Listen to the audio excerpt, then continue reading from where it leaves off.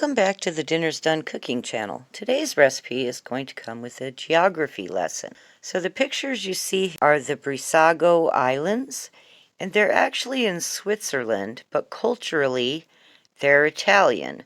So if you've ever had Swiss steak, you know that it has tomatoes, olive oil, it's frequently served over pasta, it has lots of garlic in it. So I'm going to be preparing a Swiss-style, Italian-style pork chop meal that's kind of a favorite of our family. We serve it with macaroni and cheese, applesauce, and green beans to hit all the food groups. So here you see on the map at the top is Switzerland, and at the bottom is Italy, separated by the black line there.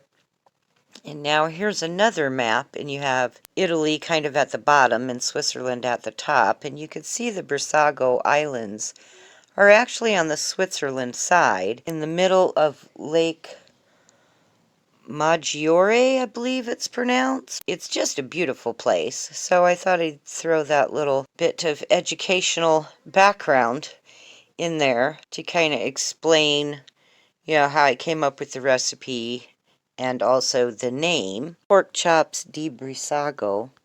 So again here, there's just some more pictures, and you can see the little tiny islands out there in the middle of the lake. There are two of them. And just another picture. It's just beautiful, surrounded by mountains, lots of water. I guess many people have their weddings on the island, so that's kind of a cool thing. Now here's just a Italian-style building that you can see that sits on the island. It's very tiny, so I think that might actually be the only building on the island. And there again you can see the mountains in the background. It's just really cool. So I thought I would include some pictures of that. Anyway, so here we go. So I start with just the plain pork chops and I cook them in olive oil. Before I start heating them up, I sprinkle on powdered Italian spaghetti sauce seasoning mix right from the packet. And I think it just gives it that good flavor, but it's also got dried tomato in there, which you're not going to get if you just use your own spices. So that's why I use that, and I'll just let it kind of cook in that on both sides. So here I'm just putting the seasoning packet on there, and then you flip it over and put more seasoning mix. You let the first side cook, but you've already seasoned the second side, so then it's ready to go when you flip them over. And just put a little oil because you really kind of want this to bake in and give it almost like a coating. So once you've done that, in just a minute or two on each side,